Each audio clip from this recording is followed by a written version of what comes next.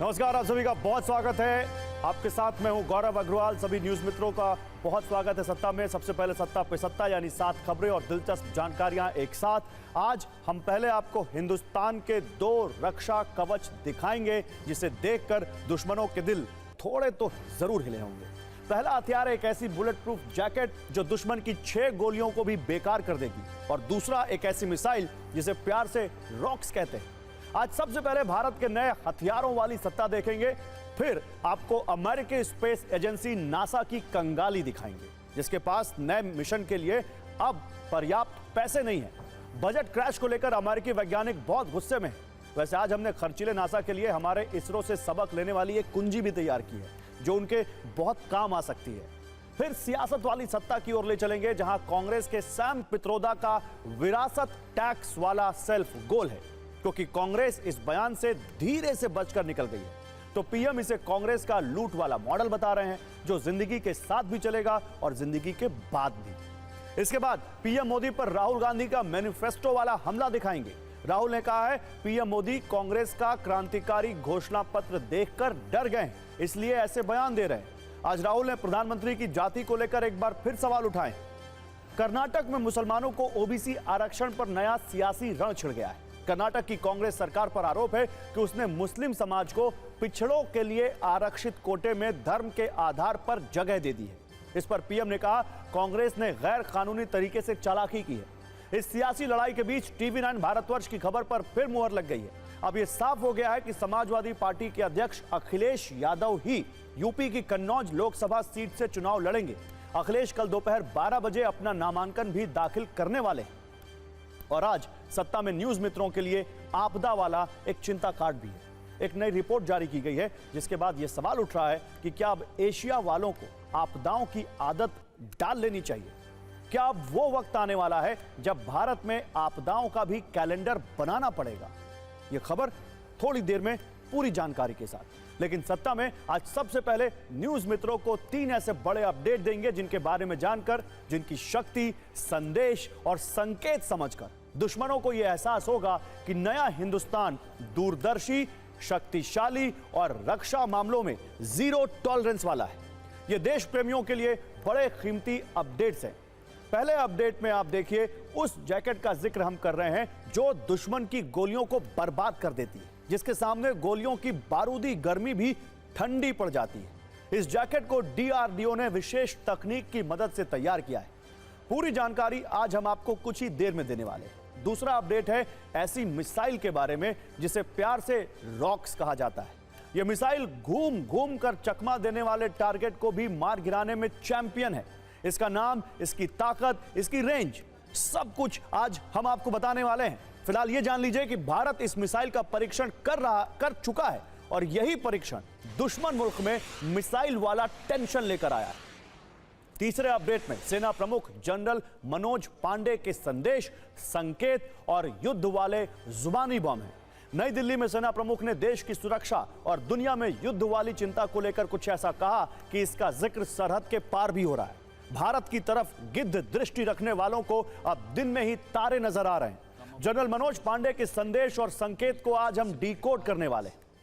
तो आपने bullet proof jacket के बारे में पहले कई बार सुना होगा, इसकी अभेद्य क्षमता के बारे में जाना होगा, लेकिन आज हम सेना की उस बुलेट प्रूफ जैकेट की बात कर रहे हैं जिसके सामने 6 गोलियां भी बेकार हैं, क्योंकि यह जैकेट लोहे की दीवार की तरह मजबूत है और इस जैकेट पर फायर करना गोलियों की बर्बादी है। अगर यह कहें तो यह कहना गलत नहीं होगा, क्योंकि इसकी खासियत ही कुछ ऐसी है।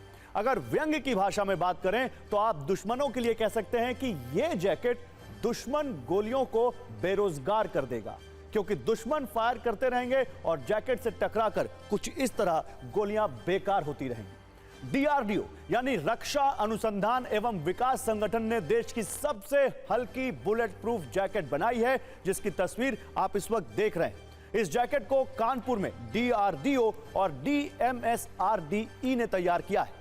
जैकेट की चंडीगढ़ में टेस्टिंग की गई है, मतलब लगातार फायर करके इसकी मजबूती का टेस्ट किया गया है। टेस्टिंग के दौरान स्नाइपर की 6 गोलियां एक पॉइंटेड जगह पर भी बुलेट प्रूफ जैकेट को भेद नहीं सकी। आपको बताते हैं कि आखिर ये जैकेट इतनी मजबूत कैसे है और किस तरह की तकनीक के साथ इसे तैयार किया गया है। जैकेट का front hard armour panel HAP यानी वो अगला हिस्सा जो इसे पहने हुए किसी सैनिक के सीने पर रहेगा उससे बनाया गया है। इस हिस्से को खास तरीके से बनाया गया है। जैकेट के HAP का डिजाइन गोलियों के झटके को बेअसर कर देता है। पॉलीमर बैकिंग और मोनोलिथिक सिरेमिक प्लेट से गोलियां जैकेट को भेद नहीं पाती। यह जैकेट ऑपरेशन के लिए पहले से ज्यादा हल्की और आरामदायक है। पहले भारी जैकेट होती थी जो ऊंचाई वाले क्षेत्रों में सैनिकों के लिए बड़ी चुनौती थी और इसी को ध्यान में रखते हुए अब हाईटेक जैकेट तैयार की गई जो भारी गोलीबारी के दौरान भी मजबूत कवच की तरह काम करेगी। हार्ड आर्मर पैनल HAP की एरियल डेंसिटी 40 किलोग्राम प्रति M2 से भी कम है। यह खूबी जैकेट को हल्का बनाती है। स्नाइपर राइफल की 6 गोलियां भी यह जैकेट सह सकती है। यह गोलियों की गर्मी को ठंडा करने वाली जैकेट है। इस जैकेट की खासियत पर हमने डिफेंस एक्सपर्ट से बात की। उन्होंने बताया कि कैसे यह किसी भी युद्ध में गेम चेंजर साबित हो सकती है।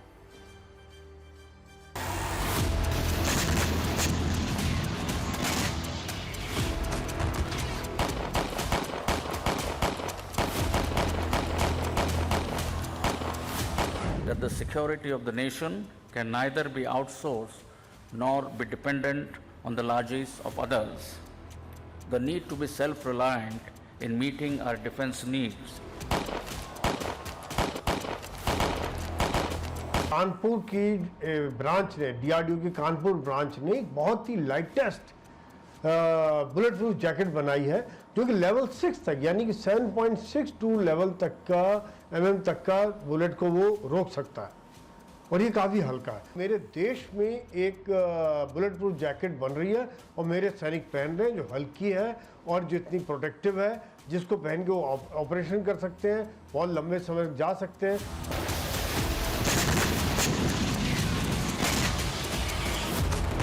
साथ इतनी बड़ी संख्या है तो आज भारत में इतनी डिमांड है, साथ ही साथ एक्सपोर्ट का भी पोटेंशियल है क्योंकि लेटेस्ट है, हल्की है। पूरी दुनिया में जो माहौल है उसके हिसाब से पूरी दुनिया चाह रही है कि बुलेट प्रूफ जैकेट मिले, सस्ती मिले, मजबूत मिले, अच्छी मिले, जो कि वाकई में एक आत्मनिर्भर भारत की तरफ एक और बहुत बड़ा कदम है।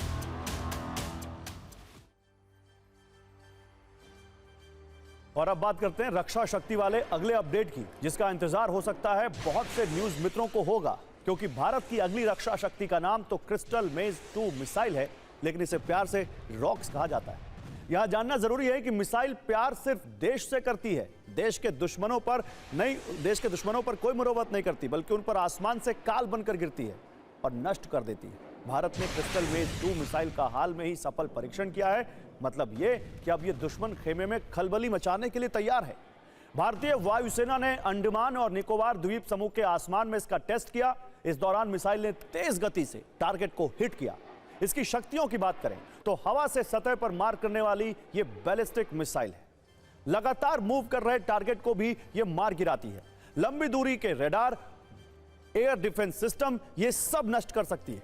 250 किलोमीटर तक टारगेट को ध्वस्त कर सकती है। 340 किलोग्राम वजन का वॉरहेड ले जाने की इसमें क्षमता है। बंकरों को उड़ाने वाले हथियार भी कैरी कर सकती है। सुखोई फाइटर जेट के साथ इस मिसाइल का कॉम्बिनेशन खतरनाक है। ये कैसे प्रहार करती है इसे समझिए। युद्ध के मैदान में किसी भी लड़ाकू विमान के साथ ये फिट होती है और उसके बाद आसमान से कहर बरपाती है। इसकी शक्तियों पर हमने 120 सेकंड की ये रील तैयार की है, देखिए।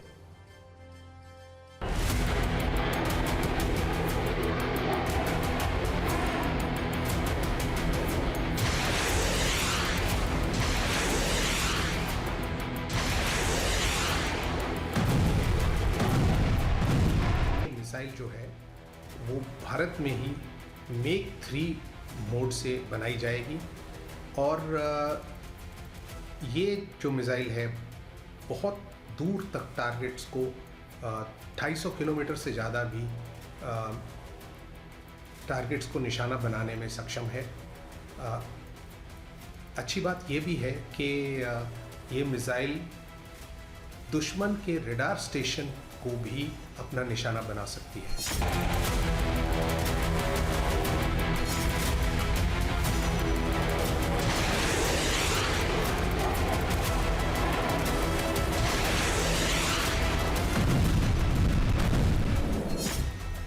निश्चित ही ये मिसाइल युद्ध में अचूक वार करने में सक्षम रहेगी, क्योंकि एक तो इसकी ट्रेजेक्ट्रियाँ जो हैं अलग अलग हैं।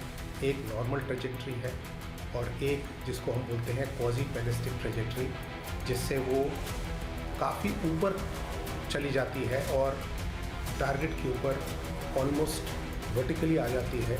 तो इससे इसको जो है पकड़ पाना या न्यूट्रलाइज करना बड़ा मुश्किल हो जाता है।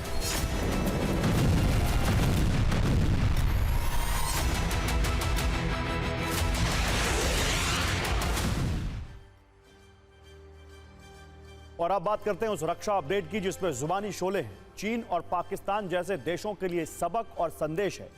दिल्ली में सेना प्रमुख general Manoj Pande all India management association के 9वें नेशनल लीडरशिप कॉन्क्लेव में शामिल हुए थे।